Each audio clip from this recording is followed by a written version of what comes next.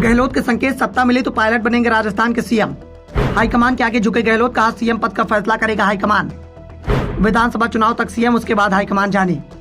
सचिन पायलट और अशोक गहलोत के बीच में चल रही सीएम पद की लड़ाई में अशोक गहलोत अब कमजोर पड़ते दिखाई दे रहे हैं। अशोक गहलोत के बयान से इस बात के संकेत मिलने लगे हैं कि विधानसभा चुनाव तक वो सीएम पद पर तैनात हैं। उसके बाद सत्ता मिलती है तो कुर्सी सचिन पायलट को सौंपी जा सकती है। कांग्रेस पार्टी की जो परंपरा रही है उसे ही आगे बढ़ाया जाएगा, यानी पार्टी में युवाओं को आगे बढ़ाने की जो परंपरा रही है उसी परंपरा को आगे बढ़ाया जाएगा, वो आगे भी जारी रहेगी। और विधानसभा चुनाव के बाद अगर कांग्रेस की सरकार बनती है तो फिर सचिन पायलट को सीएम पद दिया जा सकता है। गहलोत ने इसके साफ साफ संकेत भी दे दिए हैं। उन्होंने कहा कि हम बचपन से कांग्रेस में काम कर रहे हैं, हमेशा मुख्यमंत्री का फैसला हाईकमान ही करता है, इसमें कोई दोहराए नहीं है या कभी बहस का विषय नहीं है।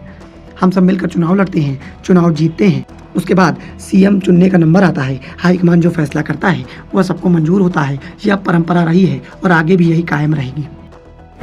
सचिन पायलट से मतभेद को लेकर मुख्यमंत्री अशोक गहलोत ने कहा कि हमारी पार्टी में छोटे मोटे मतभेद चलते रहते हैं, मतभेद हर राज्य में देखने को मिलते हैं। बीजेपी की जो दुर्गति राजस्थान में हो रही है वैसी देश में कहीं भी नहीं है। गहलोत के बयान से इस बात के संकेत साफ दिखाई दे रहे हैं कि वो पायलट के साथ विवाद को समाप्त करने की तैयारी में जुट गए हैं। वो सिर्फ विधानसभा चुनाव तक ही अपने दावेदारी पेश कर रहे हैं। विधानसभा चुनाव के बाद सत्ता किसे मिलेगी ये जनता और कांग्रेस हाईकमान को तय करना है। गहलोत को इस बात का एहसास हो चुका है कि चुनाव इस बार बेहद कड़ा होने वाला है। 2018 की तरह बीजेपी के खिलाफ इस बार माहौल दिखाई नहीं दे रहा।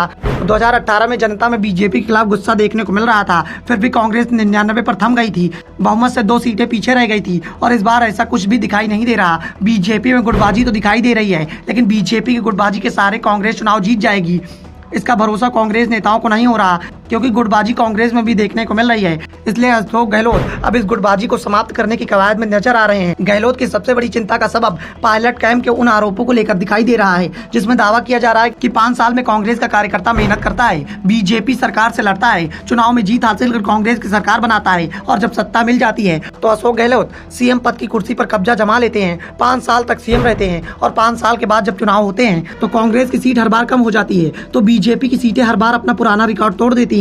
2 बार से ये हो चुका है और तीसरी बार ऐसा ना हो, इसके लिए गहलोत को पायलट की जरूरत दिखाई दे रही है। इसके लिए उनके सुर अब पायलट को लेकर नरम दिखाई दे रहे हैं। और दूसरी ओर सचिन पायलट को भी इस बात का एहसास हो चुका है कि चुनाव बेहद करीब आ चुका है, 6 महीने का समय भी नहीं बचा हुआ है। ऐसे में अगर वो सत्ता के लिए लड़ते हैं तो उनका भी नुकसान हो जाएगा, क्योंकि अगर उनके नेतृत्व में चुनाव लड़कर कांग्रेस को हार मिल जाती है तो उनकी हालत भी चरणजीत सिंह चन्नी की तरह हो जाएगी, जिन्हें पंजाब में विधानसभा चुनाव से कुछ पहले ही सीएम बनाया गया था, लेकिन कांग्रेस का दांव फेल रहा, पार्टी के हाथ से सत्ता फिसल गई और इसका नुकसान कांग्रेस के साथ साथ चन्नी को भी हो गया। आज चन्नी कांग्रेस में किनारे हो गए हैं, वो पार्टी के अधिकांश कार्यक्रमों में दिखाई तक नहीं देते। अगर वैसी स्थिति राजस्थान में दोहराई गई तो सबसे ज्यादा नुकसान सचिन पायलट को हो जाएगा। पायलट युवा हैं, उनके पास अभी वक्त है, और गहलोत भी इस बात के साफ साफ संकेत दे रहे हैं कि विधानसभा चुनाव के बाद पायलट को रोकने के लिए वो नहीं अड़ेंगे। अभी तक पायलट को गद्दार बताने वाले गहलोत के सुर बदलते दिखाई दे रहे हैं, तो दूसरी ओर पायलट के भी बदले बदले सुर दिखाई दे रहे हैं। हाईकमान पर अब वो सत्ता का दबाव नहीं बना रहे हैं, सिर्फ जिन लोगों ने 25 सितंबर तक बगावत की थी उन पर कार्यवाही को लेकर बयान दे रहे हैं। Bureau report,